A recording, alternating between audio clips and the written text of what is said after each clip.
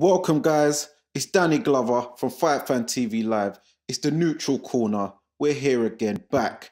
And we've got the young prospect here, Youssef Khoumari, in the building. How's it going, man?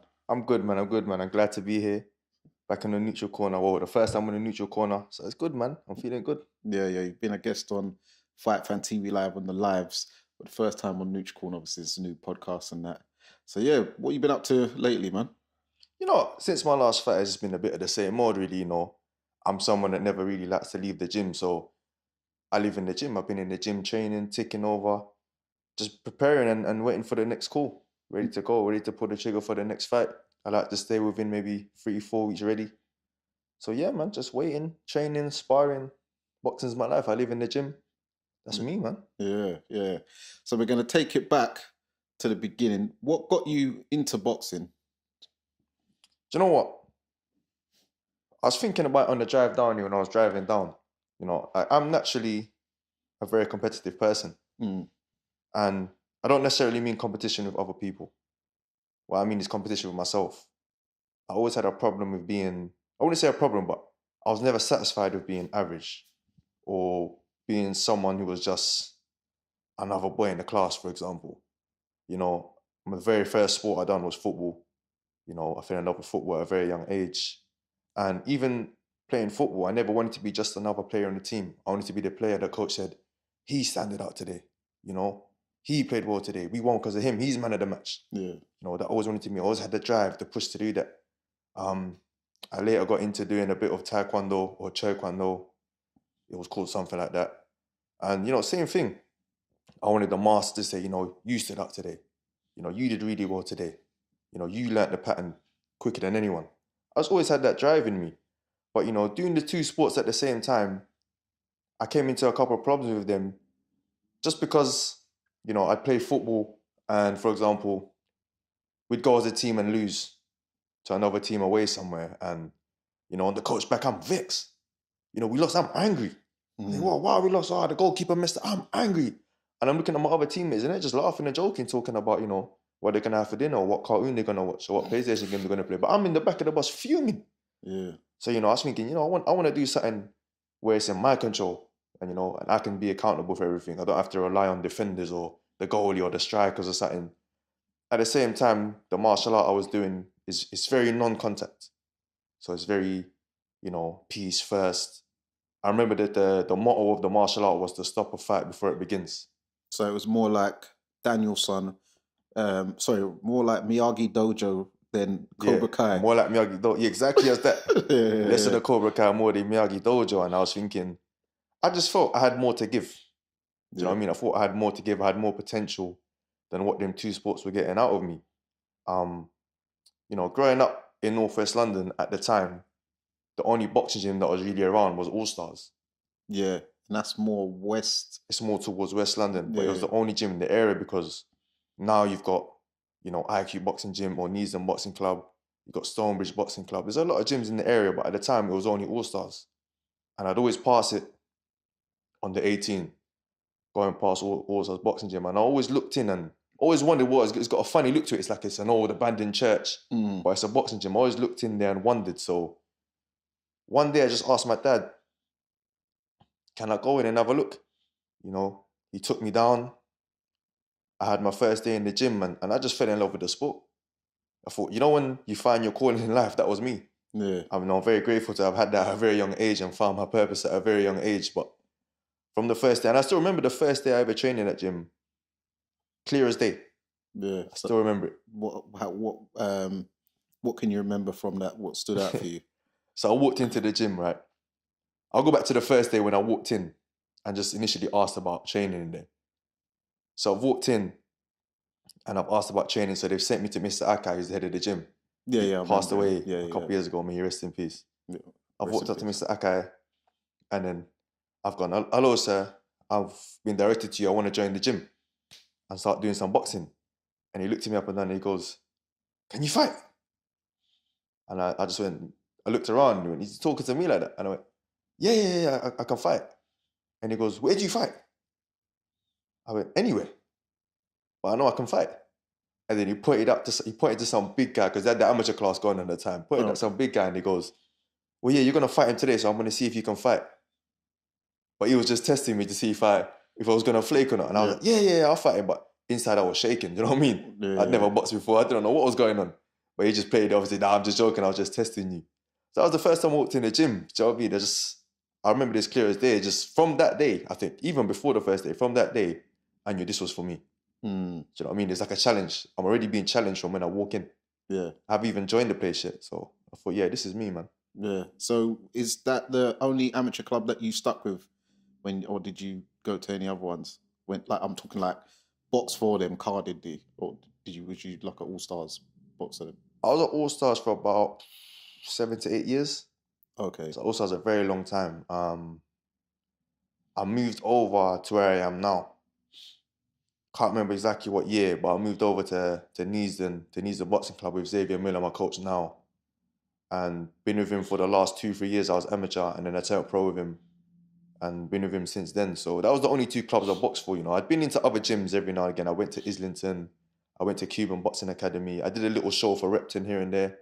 So I boxed for a few other clubs, but the only 2 clubs I've been carded at was All-Stars and Neasden Boxing Club.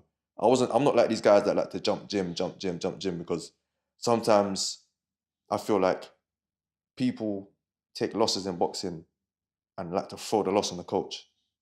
But, you know, I'd always want to see myself as someone who could take ownership of their loss and, you know, admit to me making the mistakes as opposed to saying it was the coach, it was the strength coach, it was this, it was that. So, you know, I stuck with my coaches for a very long time. Okay. Yeah, man. That's very true.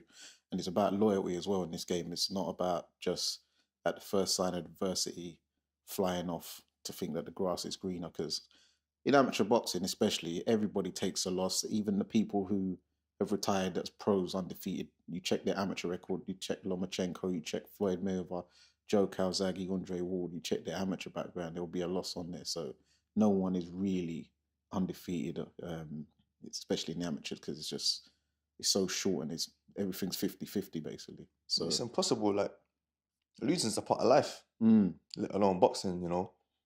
Just a part of life. It's how you take the loss that determines you. You can either sit down and sulk about a loss and do nothing about it, or you can take the positives from a loss and better yourself. You know, I'm coming off a loss. You know, I could still be sitting there crying about, you know, the judges, because I still think I won the fight. But I could be sitting there telling everyone, yeah, the judges robbed me, the judges this, or, you know, I should have won the fight. But, yo, if I keep doing that, I'm not going to progress anywhere and I'm going to be stuck in the same state of mind since the fight. But I'm just taking the positives from it. I'm moving forward and trying to better myself, take the positives I can take. Basically, going back to the drawing board. Yeah. Go back to the drawing board, know what I need to work on, and just to move forward. Yeah. I'll move on and get better with myself. So talking about judges, you know, recently and probably the past year, we've had quite a lot of decisions which the public have made known that they've not been happy with, including your one. Do you think that there's a problem within the judging system and the way that it's been judged? And do you think it needs restructuring at all? Boxing's had a problem with that from the beginning of time. From the beginning of time. Like, we can go back years and name fights where we believe the wrong guy's got the decision. I'm sure you can list. Oh yeah, 100. You can list many. It's mad because when you look at certain fights, and there's fights out there where everyone believes one person's won, yet there'll be 2 or 3 judges who differ from the majority. One of the fights that reminds me of this is the first Pacquiao-Bradley fight. Yeah. You know, where the 2 judges had Bradley winning, yet everyone else had Pacquiao winning. And when stuff like that's happening, it just shows there's something's not right in boxing. I can't say what it is because I don't know, but something has to be changed. Something has to be done, because I did a little Instagram story the other day, and I was talking about it when a fighter gets robbed in a fight, because it's fights when they grow. So if a fighter gets robbed in a fight, you're not just robbing him of a win. You know, you're robbing the fighter of 10 to 12 weeks of sacrifice he's put in. You know, some fighters are away from their family for this time. Not only the fighter, some fighters' team are away from the family. You know, so you're robbing them of all the sacrifice and hard work they've put in. You know, credit has to be given where it's due. And if a fighter has won the fight, you need to give him the victory, man. Yeah. You know, Jack Catterall's been working his whole life to be a world champion. You know, especially when it comes to title fights. He's been working his whole life, not just for one world title. That was to be the unified champion of the weight. Undisputed champion of the weight. He's been working for that from who knows how long, since he put on the gloves. So the whole career, he's put in this time and effort and grind and sacrifice. Who knows what he sacrificed for boxing? For it to be snatched away with him, you're robbing him of everything he's put in. Yeah. You're not robbing him of just a victory on a night and just a belt and just his little moment. You're robbing him of all of that, and his team of all of that, and his family of all of that. Because that win could have set him up for paydays in the future, maybe. Yeah, because that's what I was going to get onto. That it's not only just robbing him of the victory, he's robbing him of the momentum to probably be out a lot sooner. Also, future paydays, because unfortunately in this sport, they say you're only as good as your last fight. So you're messing up someone's purse, so you're messing with people's wages. People got families, livelihoods, things to do, future plans, investments.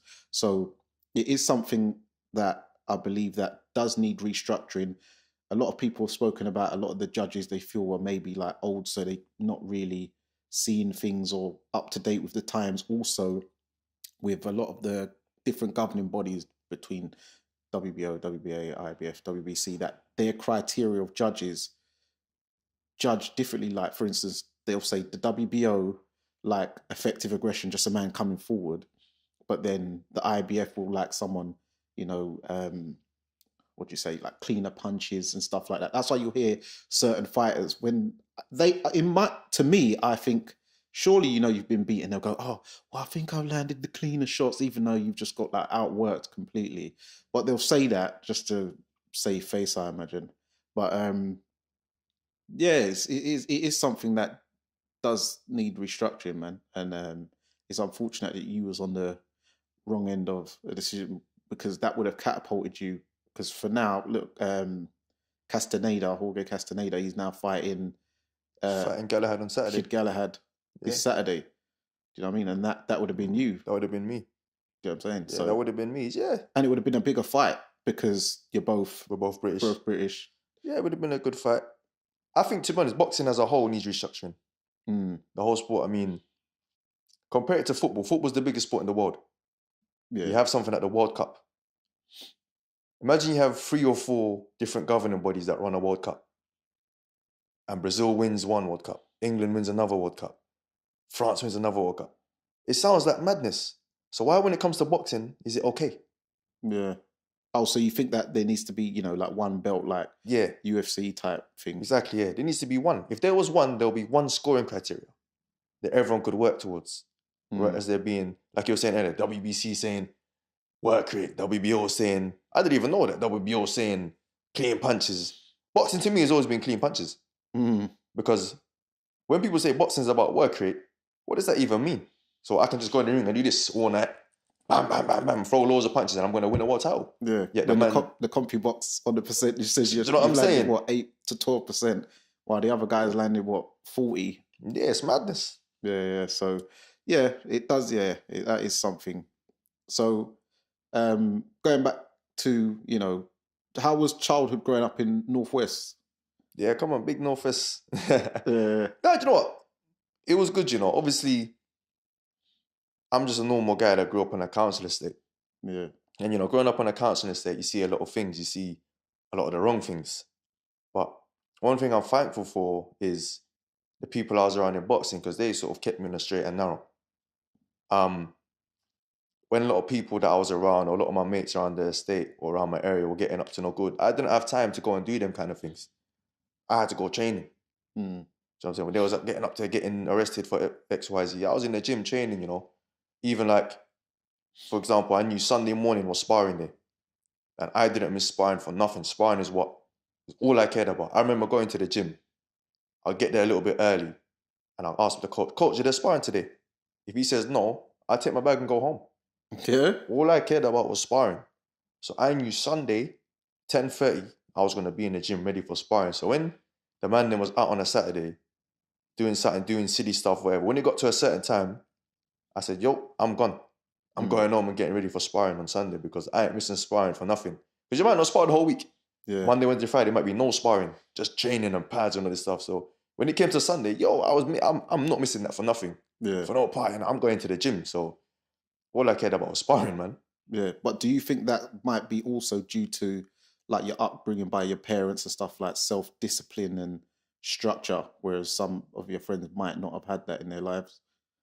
Maybe so. I think, like I was saying earlier, what drove me in boxing was always to get that little bit of almost validation, you could say, from the coaches. Because I always used to want the coach to say, he done the best today. I remember this. I just moved up from the junior class to the adult class as an amateur. And the amateur class at Orsas at the time, it was split into 3 groups. So you had the elite carded boxers, and the beginner session, them man go in the ring and shadow box in the ring. Yeah. Then you had the mediocre guys, them man there go on the floor. Yeah, so they do the little partner works on the floor. And then they had the bums. They used to call these like the bums, innit? Is that what you call them? Yeah, so you had the elite guys, the mediocre, and the bums, innit? Me being the new guy, I got sent to the bums, and they go on the bag first. Yeah. The coach, if you look at the coach, like you walk in the gym, I goes, bag. You don't even get bag. You don't even get a say. Yeah. So I was on the bag. First day I'm in the senior class, I'm on the bag, hitting the bag. The coach goes, last 10 seconds. Everyone goes a bit hard for the last 10 as you do. The bell goes. The coach goes, that was rubbish. You all stop before the bell. You lot should all be ashamed of yourself. You lot are never going to come out the bum group. All of that sort of stuff there. So I said, yeah? All right, next round, I'm going to make sure I'm the last person to finish. Yeah. So when he said last 10 seconds, everyone started going mad. Bang, bang, bang on the bag. I made sure, I was watching everyone making sure I was the last person to throw a punch in the bag, you know, just so the coach could see me. You know, when the coach looked at me, I'm going even harder. Yeah. Just so the coach could say, yeah, he just come to the class and he's doing better than all of you. That's all I wanted him to say. So how old was you at this time? Must have been about 12 years old, 11, 12 years old, I think. Okay. Yeah, moved up to that class, 11, 12 years old. I think what else motivated me when you're talking about growing up in Northwest and stuff like that is, I feel like a lot of people were just taking the easy route. And for me, the easy route was probably doing, you know what we're talking about. Do you know what I mean? Yeah. Making your money quickly and whatever. And I thought, you know what? I was put on this earth to do more than that. Do you know what I'm saying? I was put on this earth to achieve more than just doing that. You know what I mean? There's more to me than that, than just being that. So I wanted to just make something of myself. Yeah. You know, I was all right at school, at academics, but it wasn't really for me. I didn't really enjoy it. You know, I always excelled at sport and always really enjoyed sport. So I just wanted to push myself in the gym, and I said, I'm going to make something of myself, one way or the other, you know. Yeah. Like they say, get rich or die trying. There you go. No, I like that. You've got a very wise, mature way of thinking. Because you're only 25 now, isn't it? 25, yeah. Yeah. So yeah, it's a very, very, very disciplined and strong mind and a strong willed. I can sense that. You're getting old now, man. Like, yo. No, you're 5 still years to 30, man. Damn. You're still fresh. Don't make me feel old. Career's coming to an end soon, man. No.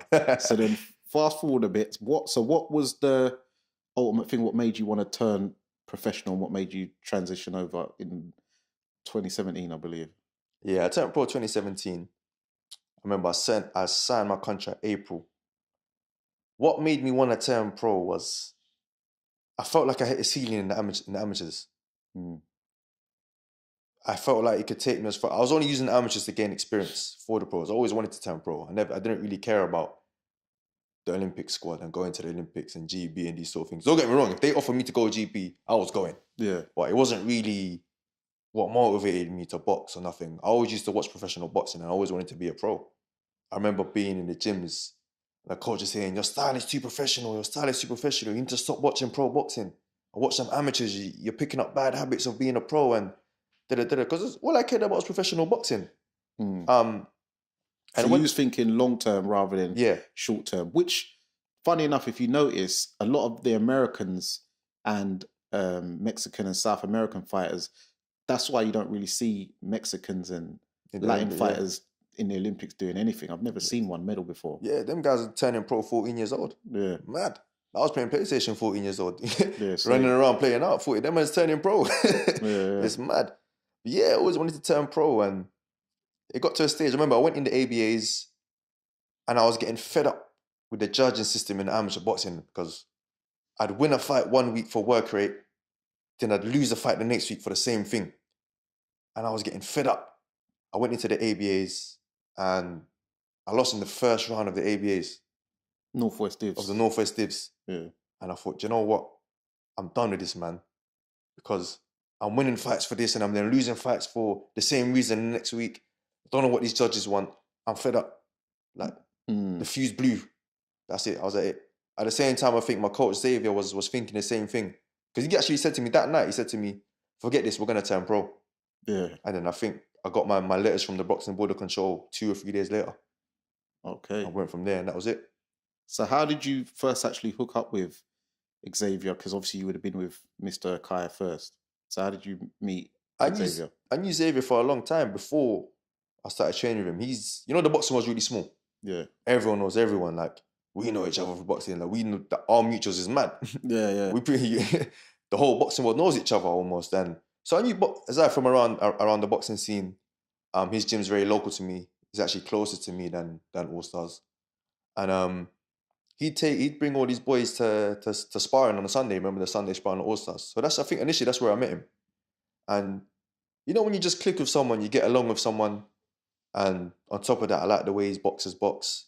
And we seem to just understand each other when we speak about boxing. Whenever I see him at a show or I see him at a sparring or something, we just connect when it comes to boxing. We just understand each other. Yeah.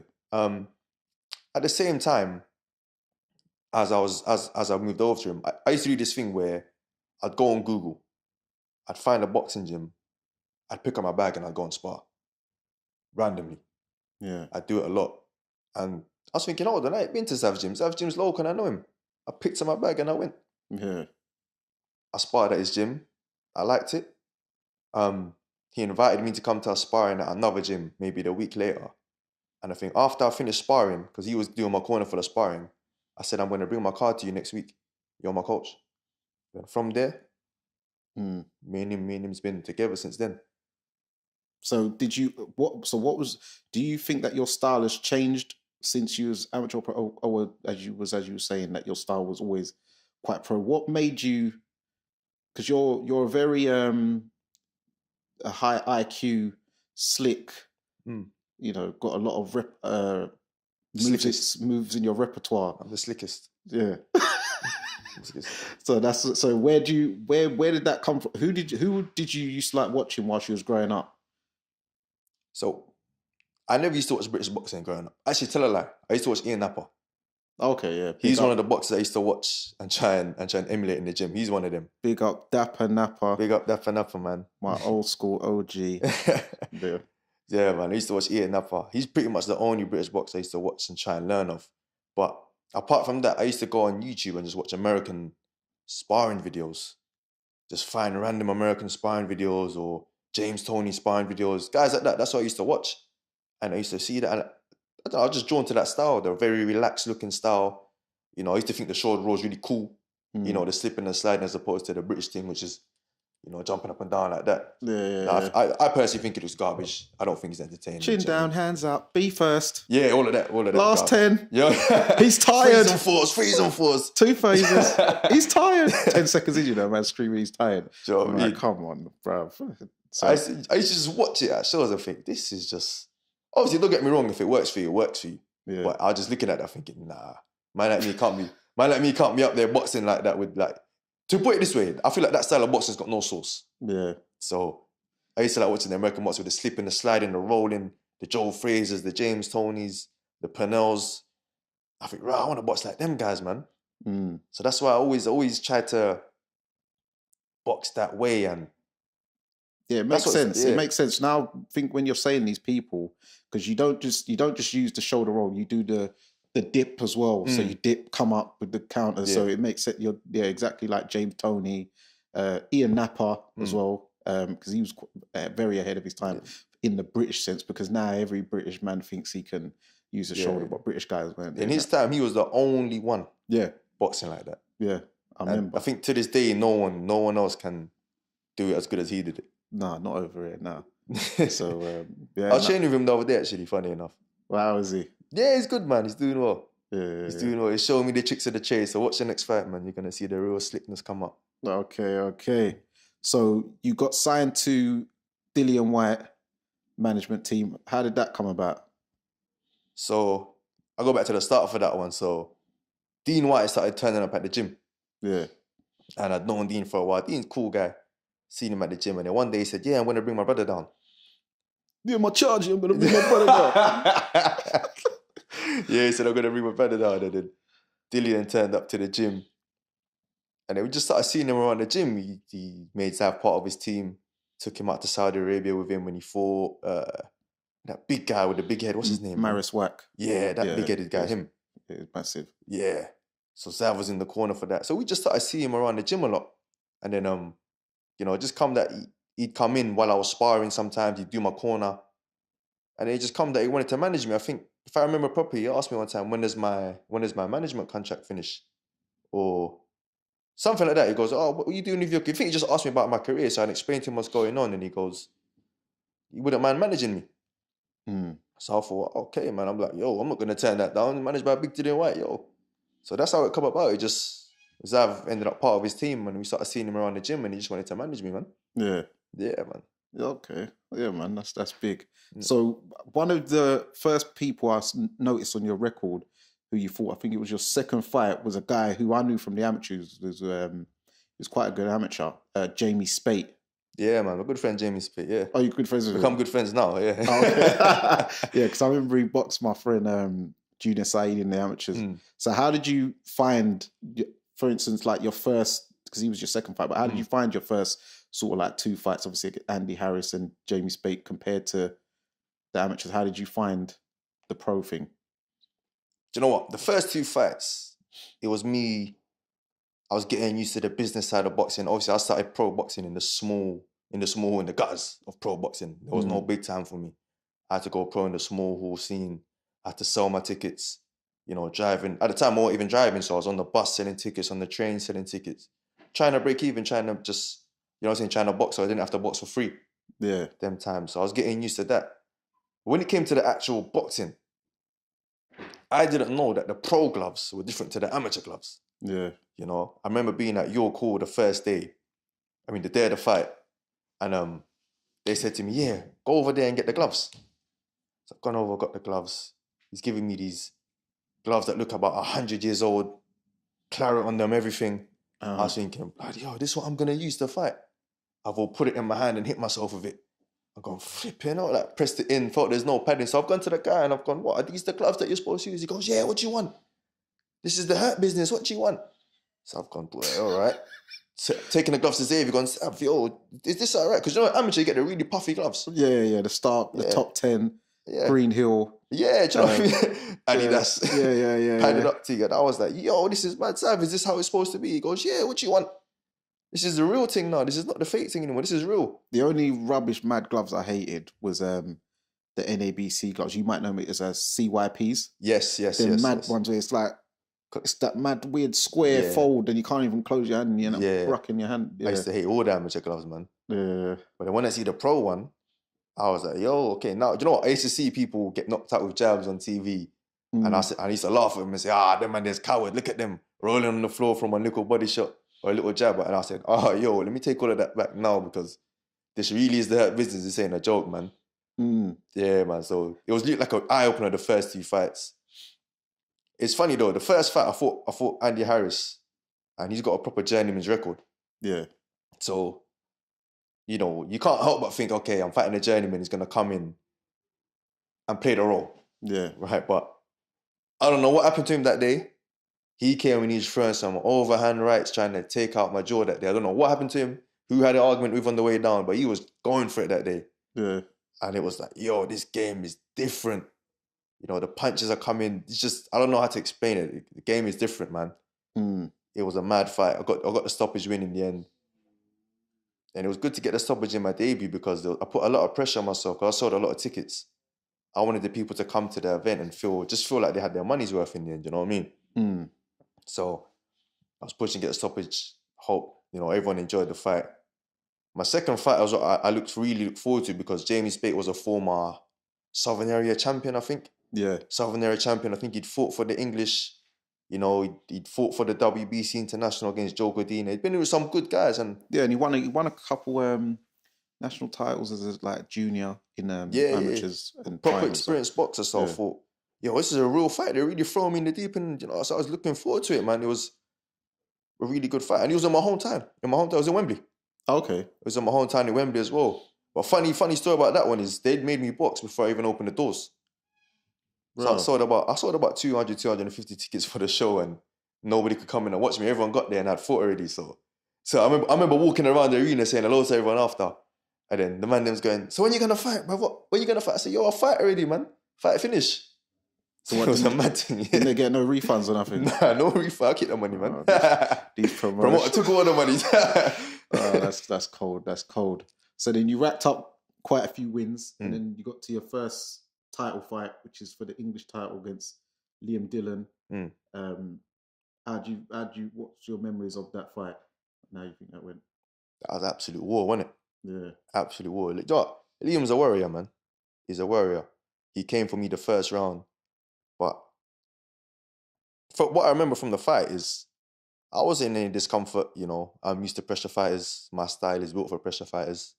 And you know, I'll just stay calm, staying relaxed, staying tucked behind my shoulder roll, slipping and sliding, coming back with the cleaner punches. And I was always taught boxing is about cleaner punches. So Yeah. I don't know where they got the draw from. Mm. But, you know, it is what it is. The title stayed vacant. And we moved on. You Yeah. know, we moved on. I mean, it was a great fight. I learned a lot from the fight. It was my first 10-rounder. And it was good to get a 10-rounder like that in the bag, because now I know where my fitness, I know that I can do 10 rounds. Whereas before, when you're going into the unknown, it's a bit mad. You know, can I do 10 rounds? But now that I know that I've done a hard 10 rounds and I've done it more than once now, 10 rounds is like nothing to me. When someone goes, oh, do you want to do 10 rounds? Yeah, it's nothing going in. Yeah. Do you know what I mean? Whereas before, it was a bit, whoa. Yeah, because you skipped over the 8. I don't think you've even done an 8-rounder before. Nah, I did. No 8-rounder. Yeah, so from 6 straight to 10. Yeah. And at a lower weight, because I was doing lightweight. Oh. And then I dropped to super featherweight just for that. Yeah. And I've been super featherweight ever since. So did you find it hard making it the first time round? Nah, not really, you know. I mean, you naturally train harder when there's something on the line like that, or you're excited about a big fight. So the weight just dropped off. You know, I didn't really have to do anything crazy. No hot bath the week of the fight. Nothing. I just really easy. I was surprised. I surprised myself I made the weight that easy. Yeah. Yeah, man. Yeah, man. So then the fight which I really took notice of was when you got matched against Kane Baker. When we hit the big time. Yeah. Now we're talking. This is what I want to talk about. Yeah. The big time. Forget the small hole stuff, man. No one cares about that. Yeah. So when you was on that card, that was on Dilpovetkin. Yeah, Dilpovetkin. The rematch. Pay-per-view. A lot of people picked Kane Baker to beat you, had you as the underdog. And I was thinking, okay, this is a good 50-50 fight. Let's see what happens. And what you displayed there, I was like, nah, this brother's got mad moves, like you know, coming up the uppercut hooks. It's like, what do you remember and take from that fight? I remember, you know what? I really look forward to that fight because, you know, Kane was coming off a big win. Big win. I think he just beat a prospect. I can't remember if he stopped him, but he beat a prospect and he was on a roll of taking O's and stuff like that. So that's the kind of fights I wanted to be involved in, you know, because, you know, we can fight, everyone, you know, we can all fight journeyman all day, but this was a proper fight. Yeah. So I really looked forward to it, you know, and I knew Kane was a relentless warrior that's going to come forward and throw a million punches around. Yeah, he beat a guy, Mishak's Spear. That's what it was, 5-0, yeah, undefeated. Yeah, he just took it all. He was on a roll. Yeah. And yeah, he come for me that day, man. But, you know, the game plan worked. It was a bit of a mad training camp as well because that was during when COVID was mad. You couldn't travel anywhere. People were closing borders to the UK. So Xavier and Dill was out in Portugal training there. And, you know, I couldn't go and be with Xavier because of the border problems. So I was training in the UK with Nicholas Prempe, you know, the other coach at IQ Boxing. Okay. And we were just working the game plan from there. I remember Zav would watch the sparring on FaceTime. And then Nick would give me the headphone, the one little AirPod headphone, and put it in my ear in the middle of the round. And I'd listen to Zav in the corner. And he'd be talking to me in the corner, you know. And then I'll go back and spar again. That's how we had to do the training camp. It was mad. Yeah. But as an experience, apart from the fact, as an experience, it was mad because, you know, you get to fly out during COVID, you know, Matchroom had private jet for us and the mad hotel. It was crazy, man. It was my first taste of the big time. And you know, when I got that taste, I said, yeah, I don't want to leave this. I don't want to go back to where I was. Yeah. I'm here to stay, man. And that's the first boxing show that I've known of or seen in Gibraltar. So that's a new experience for not just, you know, yourself, but also the viewers as well. So how did you find it out in Gibraltar? Is that the first time you've been there? Yeah, first time I'd ever been there. I knew of it, but I didn't really know anything about Gibraltar. I knew about it was part of the UK and it was part of in Spain and stuff. But going out there, it was just like going somewhere new, and it was mad. We didn't really get to explore because it was in the hotel. We weren't allowed out of the hotel, the whole bubble experience and whatnot. But it was a decent experience because, like I said, it was the first time being in the big time, and you just see faces that you normally see on TV, and you're like, oh, that's Darren Barker, and that's security, the boss Andy, that's this boss security guy Andy, yo, that's him. Leave the boxers alone. Yeah, don't touch the boxers. I'm like, damn, Andy, that's the guy I always see on the ring walks. Man, like Bug. Yeah, Andy. Big up Andy, you know. Yeah. I see him, I'm like, yo, that's Andy, I see him, and yeah, it was mad to be in that circle. I was trying to keep it together, but inside I was jumping for joy, but I was like, yo, I'm actually part of something like this. This is mad. Like, I always used to watch, even being pro, being on the small time, you watch the big shows and you think, wow, what keeps you going is one day I want to get there and be able to experience this and boxing the big show. And when I was there, it was like, yo, I hope I'm not going to wake up, you know, this is all one fake dream, you know, and I'm back boxing. No disrespect to the small hall thing, but I didn't want to wake up in the gym and say, yo. No one wants to be, you know, in the small time. Everyone wants to, as goals aspirations, to be big, innit? So yeah, it's not a disrespect to the small hall thing. It's part of the process, and you've come up the hard way, and yeah, it's all about wanting to be the best you can be, really. So did you manage to see Ricky Hatton while she was out there as well? I saw Ricky, man. I didn't really get to speak to him, but even just seeing him across the restaurant and saying, yo, that's Ricky and Matthew. Yeah. I watched them guys growing up. Obviously, you know, me being half Filipino, Pacquiao was the idol growing up. Do you know what I mean? Yeah. I had to say, yo, he was in the ring with Pacquiao and Floyd and them guys. Yo, him. Yeah. It was mad, you know. It was mad. I'd love to have got to proper meet him, but you know, he was busy with his son was boxing on the same card and stuff. So, but it was wicked to be around like boxing royalty. Yeah. You know. Yeah. British boxing legends and the big time people and that. So yeah, then you won that in round 5 TKO. Then you had another fight. Then you was on the Chantel Cameron McGee card. I forgot her first name. At O2, Craig Richards, my cousin, was on the bill as well. And obviously we know what happened with that fight, so we ain't gonna really dwell on that. So, you know, what's your goals going forward and your mindset? My mindset going forward is I fight anyone, anytime, anywhere. Yeah. You know, in boxing nowadays, everyone's picking and choosing. And for example, if you look at my weight division, I don't want to sound disrespectful, but them guys look like they're just moving like some cowards, man. You know, you got Zelfa Barrett, who's 30 fights deep or something like that. Almost 30 fights deep, who knows? Yo, what are you going to do? Just fight international level for forever, or fight Commonwealth level forever? When you going to try and push and fight one of the big boys, or you're just going to sit around waiting for an easy opportunity to jump at it? Yeah.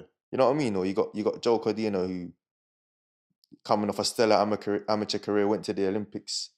Brother, when you going to go for a big fight, man? Yeah. And try to fight one of these world champions? If I had the backing they had, because them man was on TV from the beginning. Yeah. If I had what they had, I would be a world champion right here, right now. Yeah. Doing this podcast with you. Yeah. But because I come up the hard way, obviously it's going to take a bit longer. If I had what they had, I'd be a world champion. Because even look who I fought for an international title. Yeah. Look who I fought. Would that man fight him? Being at the same level? I don't think so. No. Ooh, he's had too many knockouts. Yeah. Ooh, he just beat Over Jones. I don't know. Do you know what I mean? That excites me. The fact that he had a mad kill percentage. I said, yes, they'll put me in with this guy, man. Yeah. Yes, it's time. I want to fight this guy. He just beat Over Jones. Come, let's fight him. Get me? I don't know, man. At the same time, it shows me the reality of how good I really am. Yeah. You know, if I'm really good at this thing, I'm going to be up there with these guys and I'm going to give them good fights. I'm going to be in competitive fights with guys like Castaneda. I don't want to lie to myself and fight mediocre guys and, you know, pretend like I'm some amazing boxer when in reality I'm not. Like, yo, I'm going for it, man. Yeah. So have you thought about the the current British champion? No one cares about him. Nobody cares about that guy. But it's a good title to propel yourself. Yeah. If you have that belt, then it brings more attraction to you, and then you can make that title more more popping, because at the moment he's not really. Who cares about that guy? Yeah, I forgot his name. Boy, put it in the comments. Put it in the comments if anyone knows. Catcher? Something like that. Yeah, something like Kachachi or something like that. Yeah. Who the hell is that guy? Yeah. So are you looking to get him? Boy, if the fight comes up, I don't mind. I mean, I say I'll fight anyone, man. Yeah. I'll fight anyone. I mean, whoever they put in front of me, I'm ready to fight. At the same time, that being said, you want to have big fights in boxing, innit? Yeah. You know, I'm pretty. When someone like Dino White says I'll fight anybody, he's not talking about fighting the likes of, someone that's 1-0 or something like that, or someone who's unknown. He's talking about big fights like the fight he's having coming up. So on our big fights, I mean, me personally, I'd rather fight someone like Joe Cordina and Zelfa Barrett. Yeah. Catch is a bit of a funny one. No one's really interested.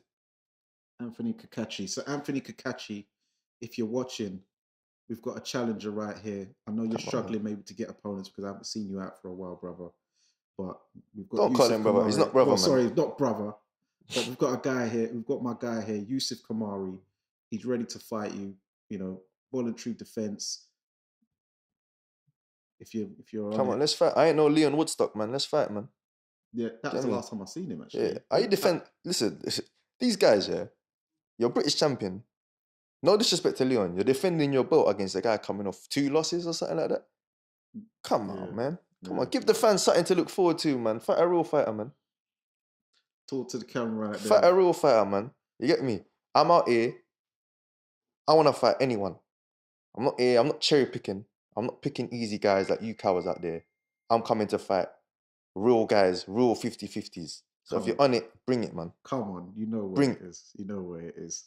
So, yeah, as you was talking about, you saying you was half Filipino. Because I remember when I first saw, I come across your page on Instagram, and I was thinking, because I thought you were just a normal black, like just. Oh, say that? Yeah, I was thinking, just some black, then I see you like a couple flags. I was like, okay, Philippines, Morocco. Yeah. So I was like, oh, okay, interesting. So how was that? Growing up with two cultures, with Philippines and Morocco. Do you know what? It taught me a lot, because it's mad how in this day and age we still have a problem with racism and all these sort of things. I don't understand it, because I grew up in a multicultural home. Like I said, my mum's Filipino, my dad's Moroccan. 2 very different cultures from 2 different parts of the world. On top of that, my mum's side of the family's Christian and my dad's side of the family's Muslim. 2 different religions. Grew up, no problems, peace. On top of that, again, I grew up in Northwest London, one of the most multicultural areas in London. They call Brent, which is the borough, the most multicultural borough in London. Yeah. So my school was, I remember we had a map, a poster of a map in our school, and we had to pin your country, and the map was full. There was someone from everywhere in the school. That's how multicultural it was. As you can see, we've got a map there. The cameras can't catch it, but as we can see, there's a map up there. So yeah, man. Yeah, man. It was full. The whole thing was full. There was someone from everywhere. Yeah. So it taught me a lot, and it taught me that when it comes to these problems like racism and stuff, the answer is just education. A lot of people are miseducated about other people, and they have a certain way of thinking. And if everyone just understood everyone the way I got to understand growing up, we wouldn't have these problems. Yeah. Do you know what I'm saying? So have you been to Morocco and? Yeah, I've been back home to both. Yeah. I haven't been to Morocco for a while. I went to the Philippines 2019, 2018. I can't remember exactly. I actually boxed. I did some boxing out there. I walked into a random gym and I wanted to spar. Yeah. You know me, man. I don't go there and do pad work and everything. I wanted to spar. So I went in there, asked for some sparring. They asked me, "You amateur or pro?" Time amateur. So I said, it must have been 2016 because I was amateur. Okay, yeah. So I must have said, "Yeah, I'm amateur." They brought me this guy. Don't know who he was. Didn't care anyway. Just wanted to do some sparring. And then he's pretty much like wiped the floor with me in the sparring, innit? Yeah. And then come to find out after, they put me in with like a seasoned pro. The man's was like 40 professional fights. Didn't have the best record, but I was like, yo, Yeah. what the hell? So why was you asking me if I was amateur and pro if you're going to throw me in with a seasoned pro anyway? Do you know what I mean? Yeah. So yeah, it was a good trip out there, man. I boxed a couple of times and I learned a lot. Okay. So what part of Morocco is your dad from? Casablanca. Okay. Yeah. So it's from Casablanca. I've been to Morocco for 10 years, Okay. 10, 11 years, a long time. I need to go back. But I like to always think, I'm connected to my roots and where I'm from. It's part of me, and if I'm not connected to where I'm from, who am I? Yeah. I always like to stay connected with the culture, the food. I got, I love eating, so I like to always keep eating the food and the Filipino food, the Moroccan food, and just try to stay connected any way possible, because obviously growing up away in the UK, you can very easily lose it. Yeah. So I want to always keep touch with my culture, my roots, and keep it with me, man. Yeah, I've got a friend called Phil. He's we call him Philly. He's half Filipino as well. So I was asking him because there's a shop in South London called Philly Shack. So I was asking, what's the like best Filipino food for a newbie like myself to try? Because obviously I'm accustomed to basic Chinese and Thai, but Filipino is especially the street food is getting quite popular now. At it. So what type of dishes would you recommend for those looking to try Filipino food? But if you can find it, the barbecue, man.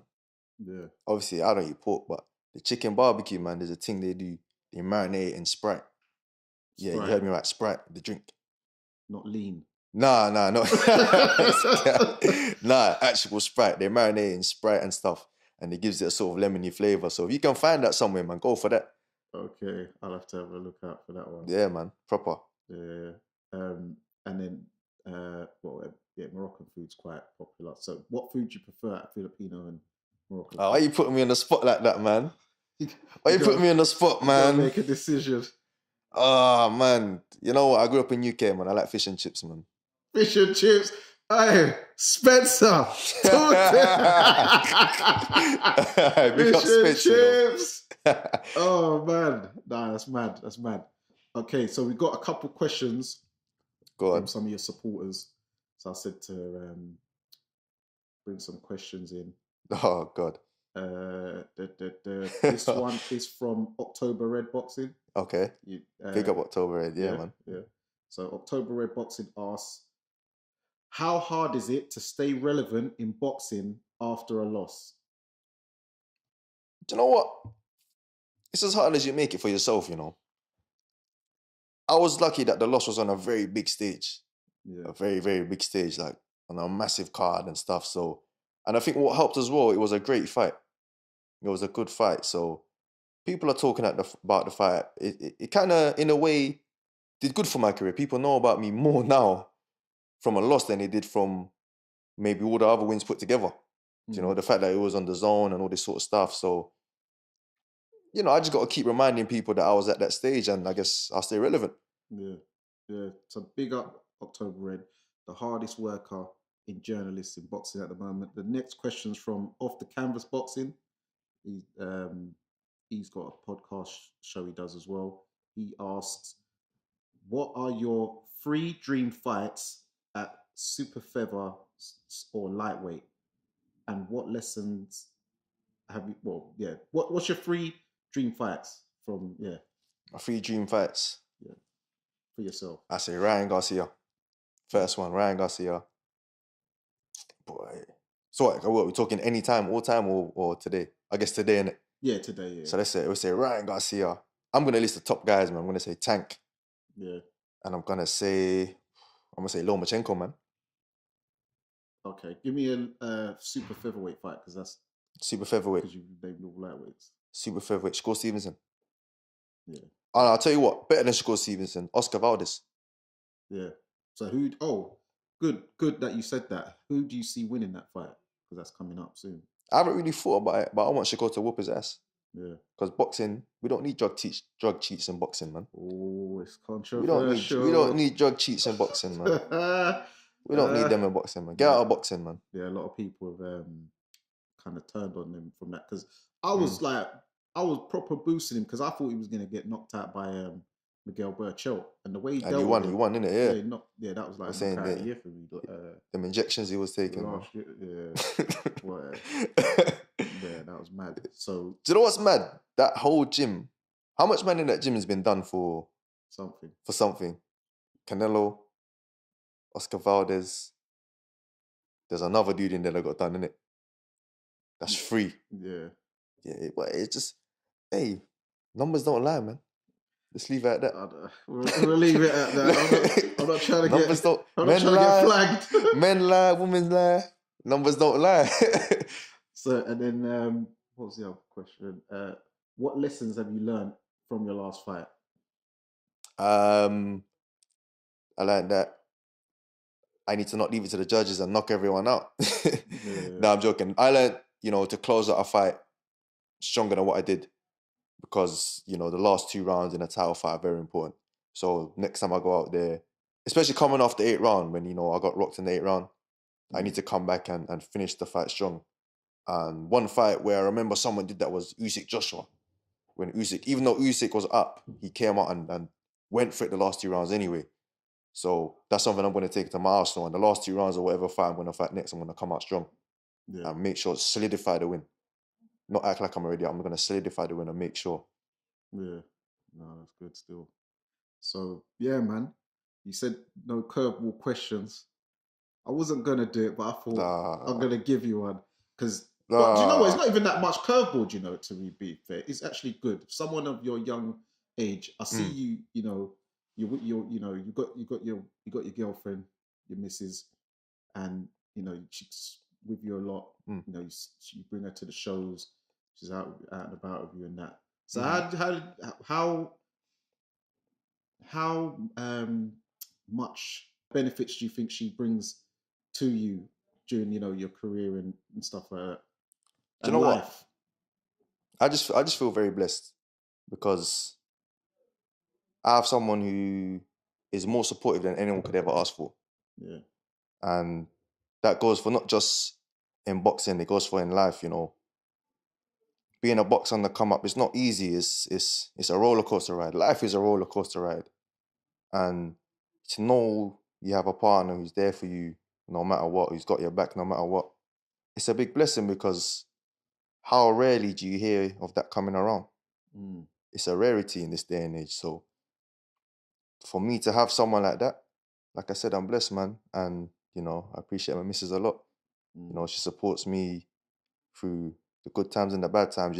Training camp's not easy. You're making weight and you're moody, but she's there supporting me anyway. And I think not a lot of people can say that. Yeah. So I'm lucky to have her, and shout out to her, man. She's over there anyway. Yeah. Shout out to my missus. Shout out. So how did you guys meet? Do you want to come answer the question? Don't be shy. You want to come in? All right. Nah, we got mutual. We had a mutual friend who actually is a pad man for me. Okay. And she's done a bit of training with him, and through him we met and spoke. And yeah, from there it just grew. Okay. Yeah, no, that's good, man. So big ups.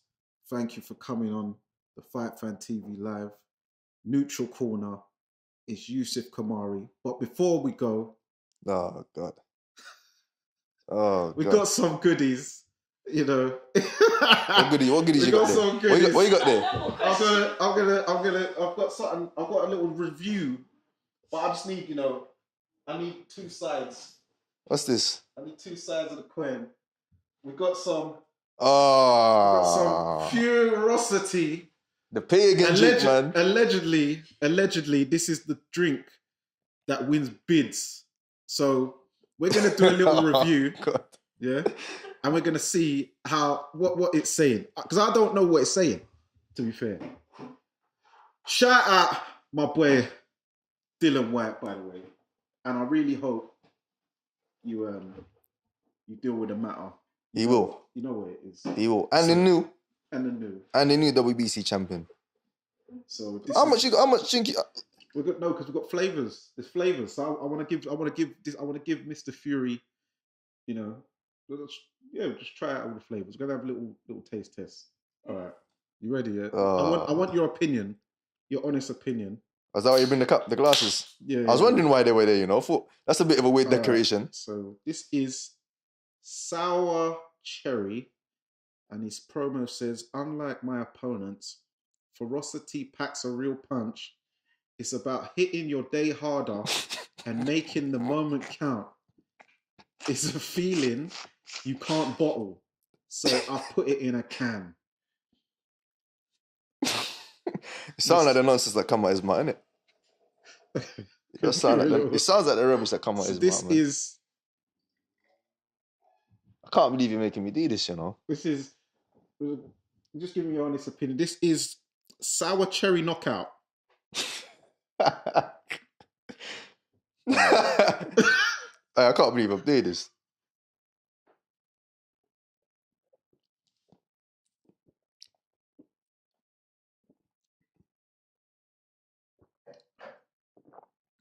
What do you think? Garbage, man. Garbage, man. Oh, no.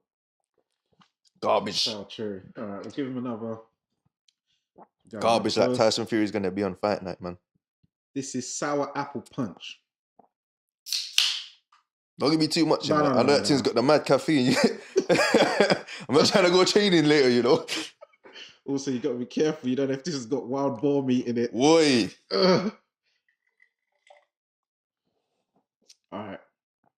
This is sour apple punch.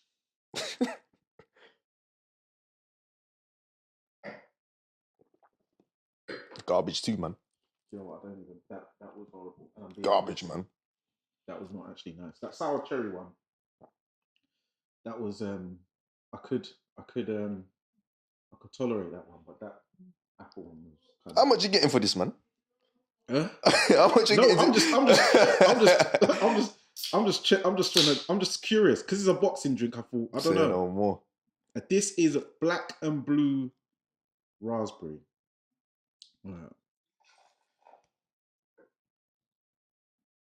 This is the last one I'm gonna try because that one's like I think this is just like plain normal Red Bull one.